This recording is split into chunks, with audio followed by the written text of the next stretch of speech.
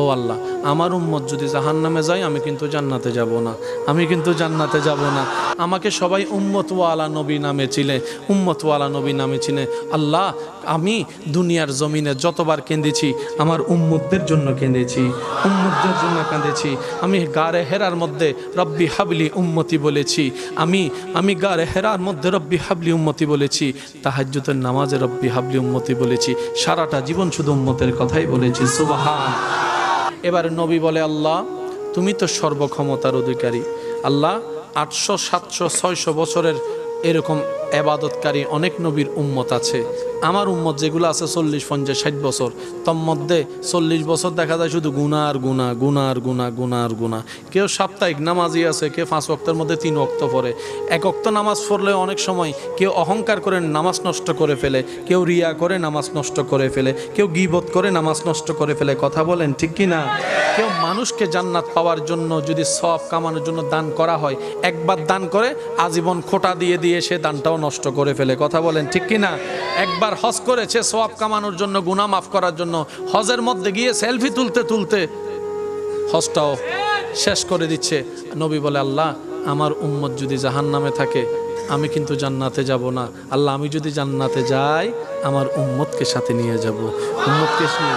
আল্লাহ তুমি এবার যা করার তুমি করো, তুমিই তো বিধানদাতা, তুমিই তো আইন বানানেওয়ালা, তোমার যা মন চায় তুমি তা করতে পারো। দিনকে রাত, রাতকে দিন যদি তুমি বানাও কার কি বলার আছে? আল্লাহ আমি তোমার উপর ছেড়ে দিলাম। রব্বুল আলামিন বলে, হাবিব আপনার উম্মতের ব্যাপারে আমি আল্লাহ আপনাকে নারাজ করব না, আপনাকে নারাজ করব না, নারাজ করব না। ওয়ালা সাউফা ইউতিকা রব্বুকা ফাতারদা শব্দটার যদি দিকে খেয়াল করে থাকি অনেক কিছুই আমাদের ক্লিয়ার হয়ে যাবে। রব বলে যে, হাবিব আপনি চিন্তা করিয়েন না, আপনার উম্মতের হায়াত কম তো ঠিক আছে, আপনার উম্মতের হায়াত কম যেহেতু হয়েছে আমি আল্লাহ সওয়াবের লিমিটেশন ছাড়িয়ে তাদের সওয়াবের ব্যবস্থা করে দিয়েছি। সুবহানাল্লাহ। নবী বলে, আল্লাহ এটা তোমার বড় দয়া যে অন্যরা 700 বছরে যা সওয়াব কামাতে পারবে না আমার উম্মত চাইলে অনেক সময় এক রাতও সে সওয়াব কামাই ফেলতে পারে, সওয়াব কামাইতে ফেলতে পারে। রব্বুল আলামিন বলে, হাবিব আপনার উম্মতকে জানিয়ে দিন, ইন্না আনজালনাহু ফি লাইলাতুল কদরে ওয়া মা আদরাকা মা লাইলাতুল কদর। আমি এমন একটা রাত আপনার উম্মতকে আপনার খাতিরে দান করছি যেটা অন্য কাউকে দিই নাই। অন্যরা 1000 মাসে ইবাদত করে যে সওয়াবের পাহাড় বানাবে, আপনার উম্মতকে লাইলাতুল কদরের মতো একটা রাত দেওয়া হয়েছে। অন্যরা 1000 মাসে যা পারে নাই আপনার উম্মত এক রাতেও তা কামাই ফেলতে পারবে। সুবহানাল্লাহ।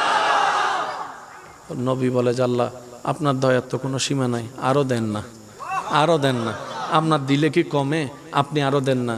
আল্লাহ পাক বলেছে, হাবিব আপনাকে দিব না তো কাকে দিব?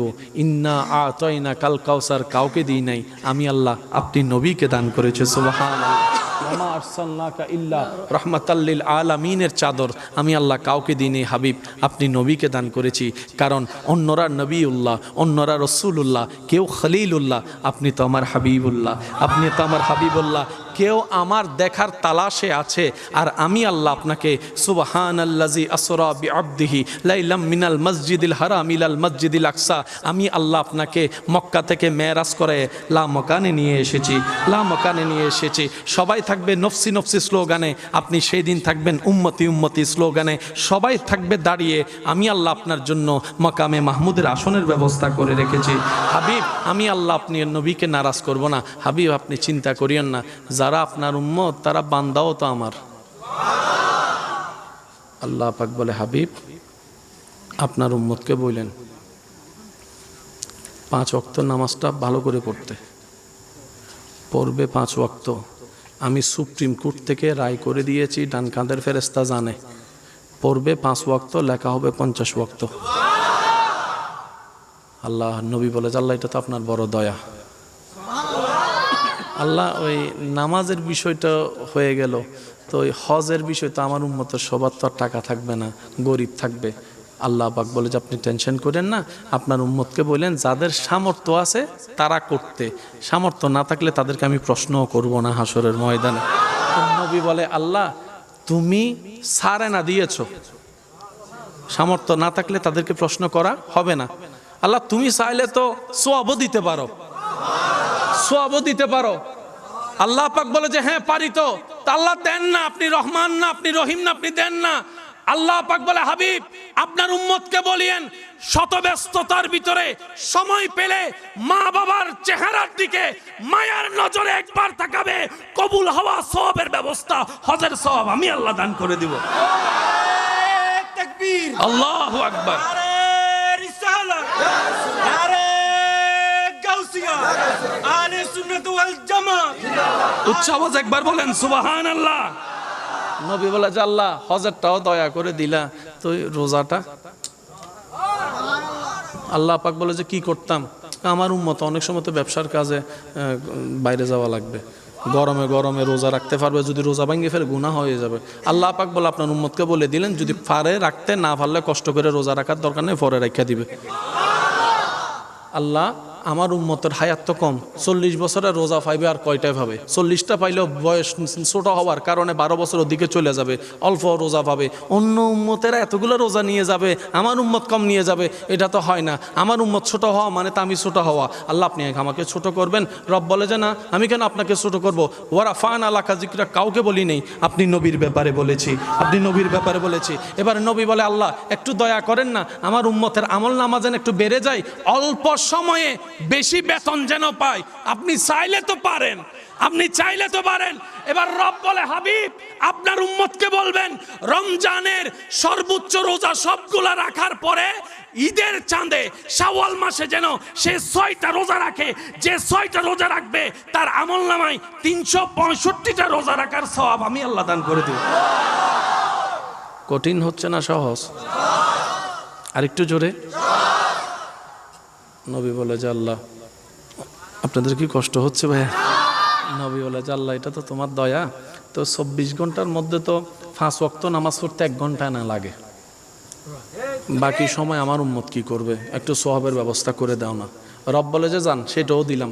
আপনার উম্মতকে বলবেন খাওয়াটা যেন আপনার সুন্নত মোতাবেক খাই, বসাটা যেন আপনার সুন্নত মোতাবেক খাই, ব্যবসাটা যেন আপনার সুন্নত মোতাবেক, সুবহানাল্লাহ জোরে বলি, হাঁটাটা যেন আপনি নবীর সুন্নতকে অনুসরণ করে, কথা বলা যেন আপনি নবীর সুন্নতকে অনুসরণ করে করে। আপনার উম্মতকে বলবেন প্রত্যেকটা কাজ যেন সর্বোচ্চ চেষ্টা করে আপনার সুন্নতকে অনুসরণ করে, তাহলে কাজে কাজ হয়ে যাবে। আমি আল্লাহ কাজের বিনিময়ে সওয়াবের ব্যবস্থা করে দেব, সওয়াবের ব্যবস্থা করে দেব। শুধু তাই নয়, আপনার উম্মতকে বলবেন এক ভাই আরেক ভাইকে সাক্ষাৎ হলে সালাম দিলে সওয়াব হবে, হাত মুসাফা করলে হাত ছোটার আগে আমি আল্লাহ গুনাহ মাফ করে দিতেও রাজি আছি। সুবহান। কত ভালো লাগে আমার নূর নবীর নাম, আরো ভালো লাগে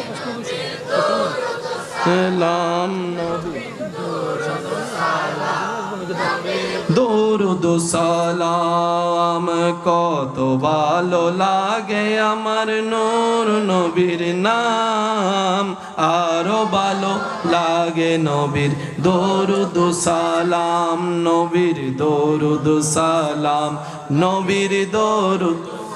কারো জবান যেন চুপ করে না থাকে, সবাই একই আওয়াজে আল্লাহুম্মা